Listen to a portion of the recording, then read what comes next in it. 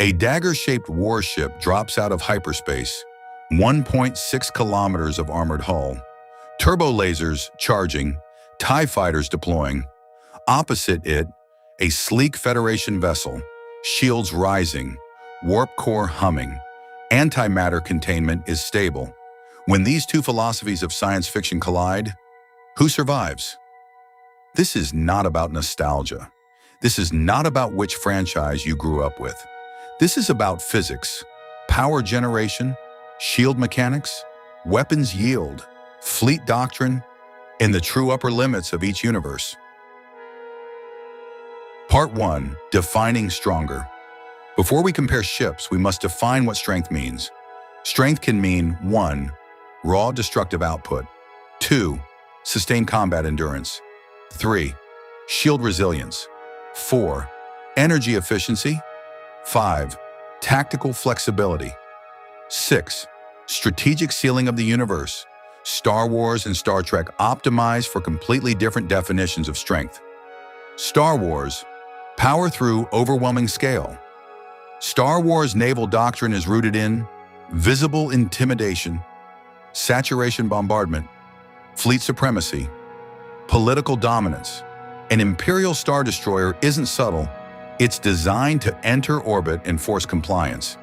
Its silhouette alone signals submission. The Empire formalized Base Delta Zero, systematic orbital bombardment capable of rendering planetary surfaces uninhabitable. That tells us something critical. Standard capital ships in Star Wars are built with planetary siege capability in mind. Star Trek, power through control of physics. Star Trek ships are not built primarily for war. Even during wartime, Federation doctrine emphasizes energy management, shield optimization, scientific adaptability, subspace engineering. A Galaxy-class ship like the USS Enterprise D is simultaneously a research vessel, a diplomatic platform, a mobile city, and a warship when necessary, yet it contains a matter-antimatter reactor capable of staggering output. This is the fundamental philosophical divide. Star Wars scales with size. Star Trek scales with energy density and field manipulation. Part 2. Reactor physics in energy generation. This is the core of the debate. Power generation determines everything else. Imperial hypermatter reactors. Canon references hypermatter annihilation reactors powering Star Destroyers. While details are vague, implications include exotic high-density fuel, massive capacitor banks, sustained high-output artillery discharge. However, Star Wars weapons fire plasma-based bolts, discrete packets of energy. We rarely see continuous beam drilling comparable to Trek phasers. Star Wars emphasizes output scale, repetition, saturation, not surgical energy control. Federation matter-antimatter warp core. Let's do real math. Matter-antimatter annihilation converts 100% of mass to energy. E equals mc squared. If just 1 kilogram annihilates, E equals 9 times 10 to the 16th power. Joules equals approximately 21.5 megatons.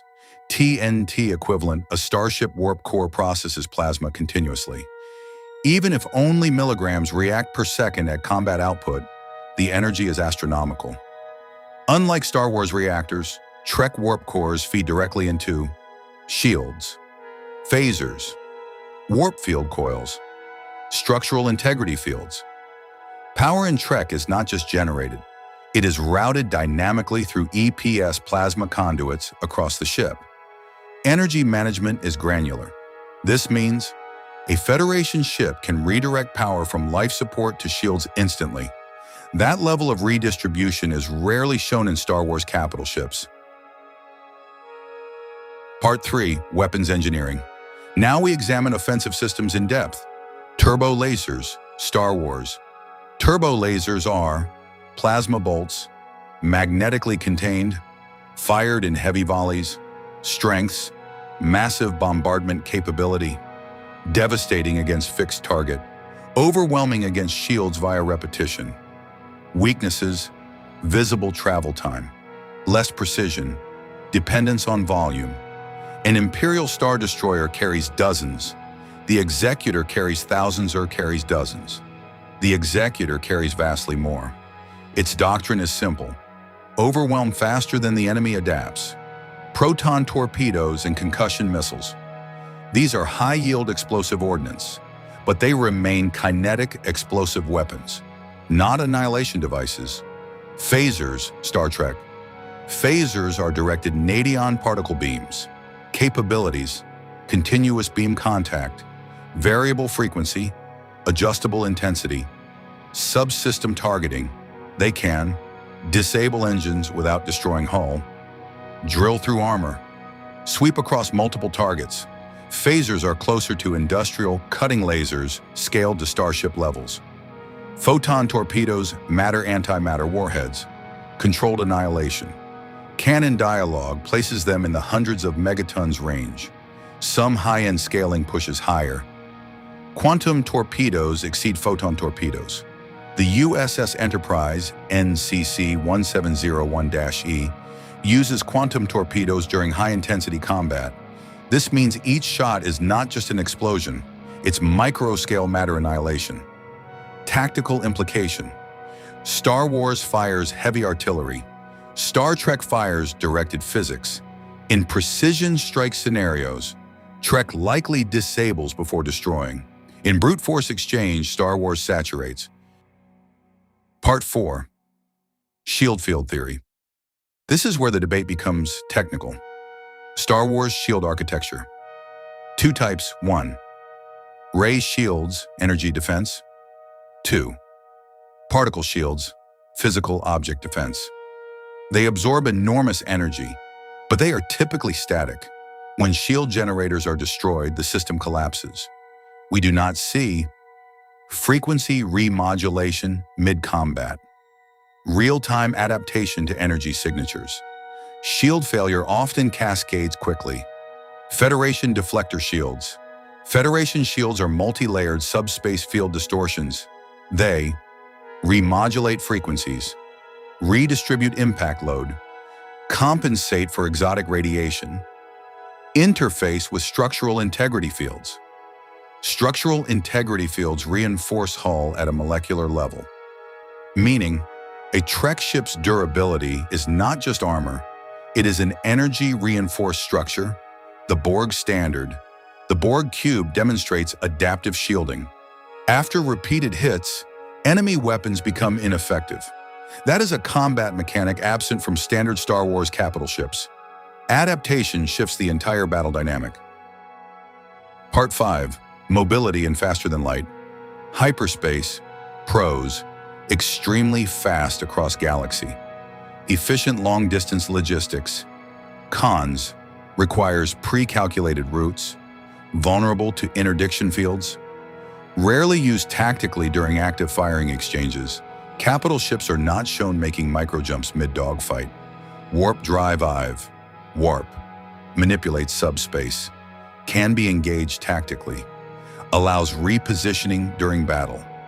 Interacts with shield harmonics. Warp field manipulation implies localized space-time control that opens doors for unconventional tactics. Part 6. Simulated engagement scenarios. Scenario 1. Imperial Star Destroyer versus Galaxy class. Opening volley, Star Destroyer fires saturation barrage. Enterprise raises shields and remodulates frequencies. Enterprise targets shield generators, weapon emplacements, bridge tower. Given precision targeting, Trek likely disables systems before catastrophic shield collapse. Edge, Galaxy class. Scenario 2, Executor versus Sovereign class. The Sovereign is smaller but combat-focused.